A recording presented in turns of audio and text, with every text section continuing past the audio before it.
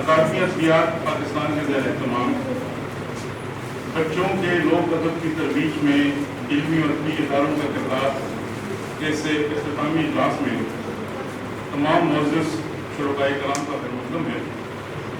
اس اختتامی اجلاس کی صدارت قابل صد احترام جناب تقسیم مفتی صاحب فرما رہے ہیں۔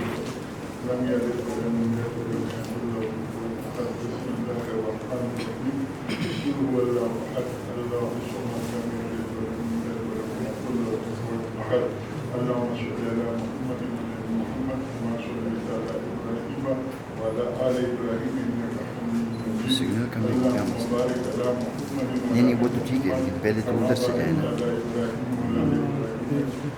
اکیڈمی کے اس پہ جائے نا۔ ادب کسی بھی قوم کی اخلاقی، تہذیبی اور معاشرتی اقدار کا انعکاس ہوتا ہے۔ جہاں تک لوک ادب کا تعلق ہے، ہم سب جانتے ہیں کہ اس کے دو حصے ہیں جس سے ہمیں لوک ادب سے آگاہی حاصل ہوتی ہے، ایک منظوم لوک ادب اور ایک نثری لوک ادب۔ اور منظوم لوک ادب میں مختلف نوعیت کے ہیں، رزمیہ، فکاہیہ، عشقیہ، منظومات، اور اس میں پھر مزید ہم دیکھتے ہیں کہ مختلف۔ تو ایک چیز اس کی طرف میرا فوری طور پہ دھیان گیا کہ ہم نے پاکستان کے فوک لور کو کمپائل کرنے میں، کلیکٹ کرنے میں لوکل سائنس بہت زیادہ کام کیا، لیکن جو ٹریڈیشنل نالج ہے، لائف کوپنگ جتنے بھی آپ کے میکینزم ہیں، چاہے آپ کا نیچرل ریسورس مینجمنٹ ہے، چاہے آپ کا آرکیٹیکچر ہے، چاہے آپ کی فوڈ ہے، اس کی ریزرویشن ہے، میں روٹڈ نالج کی بات کر رہی ہوں، اس زمین کا علم ہے، پاکستان کے سارے دونوں خطوں میں پایا جاتا ہے اور لوگ ہزاروں سالوں سے چلا آ رہا ہے سینہ پسند۔ لوک ادب کی ترویج میں بہت بڑا کردار ہمارے علاقے کے شاعروں کا ہے اور اقبال ان میں سب سے منفرد ہے۔ ان شاعروں میں سچن سرمست، خوشحال خان کھٹک، بادشاہ کے نام بھی بڑے شاعروں کے نام سے غور کر لیے جا سکتے ہیں۔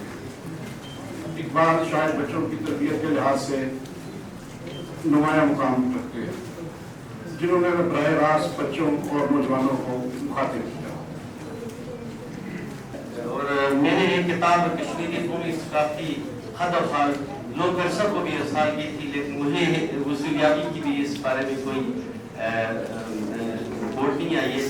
تو میں ایک بار پھر اکیڈمی ادبیات کا مشکور ہوں کہ آپ نے ایک بہت اہمیت کا حامل اور بہت اچھا پروگرام جو رکھا ہے، اس کو کنٹینیو رہنا چاہیے۔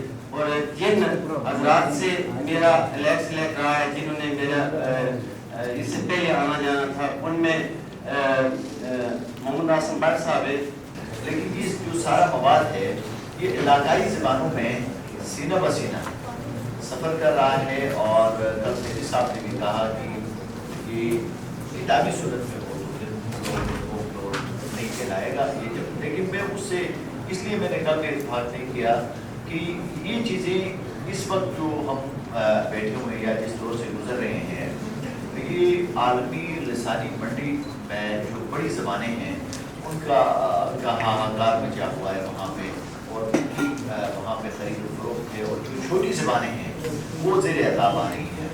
اگر آج ہم اپنے ادب کو، فوک لور کو، بچوں کے ادب کو، لوریوں کو، بچے اس کو اس بہت بڑے ایک لیسن کو بھی سیکھ رہے ہوتے ہیں کہ اصولوں کی پابندی کی زندگی ہے، کیونکہ کھیل کے دوران کبھی کوئی بچہ بے اصولی نہیں کرتا۔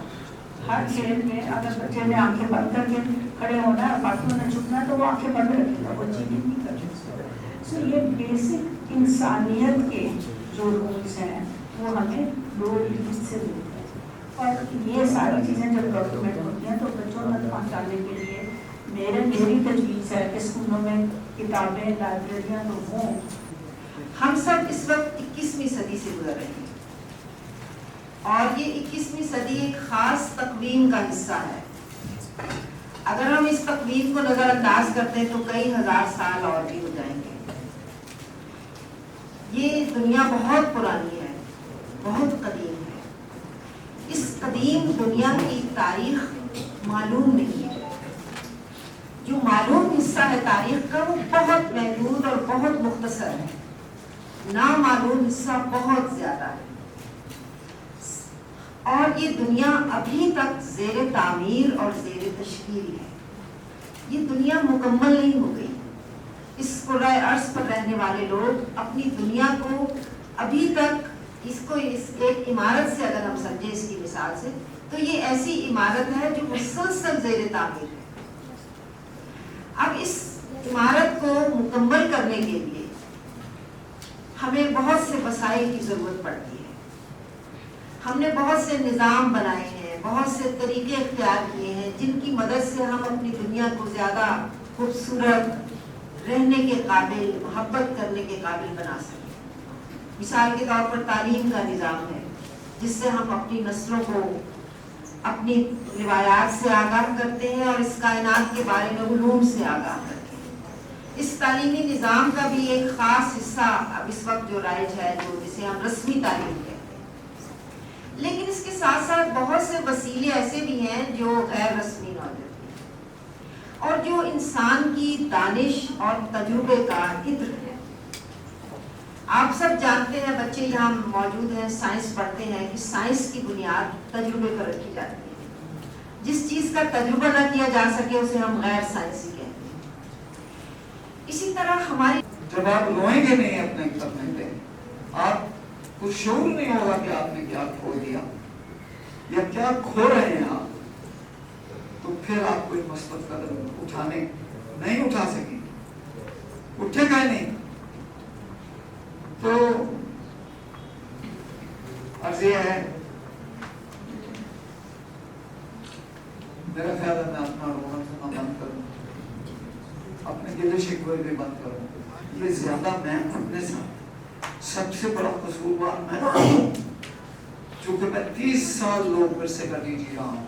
میں نے ہی وہ ادارہ سوچا تھا، میں نے بنایا تھا، لیکن میں فیل ہو گیا، مجھے ساتھ نہیں دیا لوگوں نے، میری قوم نے میرا ساتھ نہیں دیا۔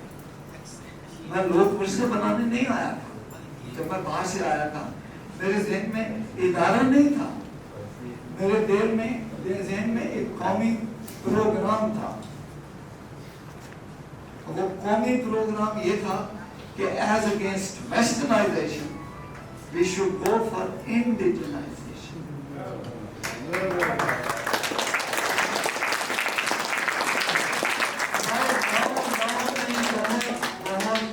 بہت ہنرمند لوگ بیٹھے تھے، ہمارے ایک شہر کو پہچانا جاتا تھا ہنر سے۔ سیالکوٹ میں یہ بنتا ہے، وہ جی ایسے سرجیکل اوزار بناتے ہیں دنیا میں بن نہیں سکتے۔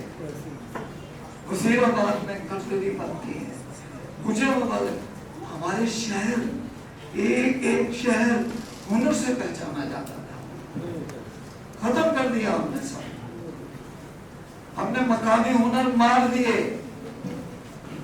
ہمارے ماہر دستکار مر گئے بھوکے۔ جس ملک کے موسیقار بھوکے مر رہے ہیں، جس ملک کے دستکار ماہر دستکار بھوکے مر رہے ہوں، جس ملک کے شاعر ادیب بھوکے مر رہے ہوں، وہ کس سولوشن میں رہتا ہے کہ میں بڑی ترقی کر رہا ہوں؟ اس کو ترقی نہیں کرتے۔ ہمیں اپنے آپ کو پھر سے پہچاننا ہوگا، ہمیں اپنے آپ کو پھر تلاش کرنا ہوگا۔ مشکل کام ہے، یہ ادارے چھوٹے چھوٹے ادارے ہیں، یہ کچھ نہیں کر سکتے۔ یہ نیشنل پروگرام ہو تو یہ ہو سکتا ہے۔ بہرحال اکیڈمی ادبیات کو بہت داد ہے کہ انہوں نے شعور تو پیدا کیا، کوئی قدم تو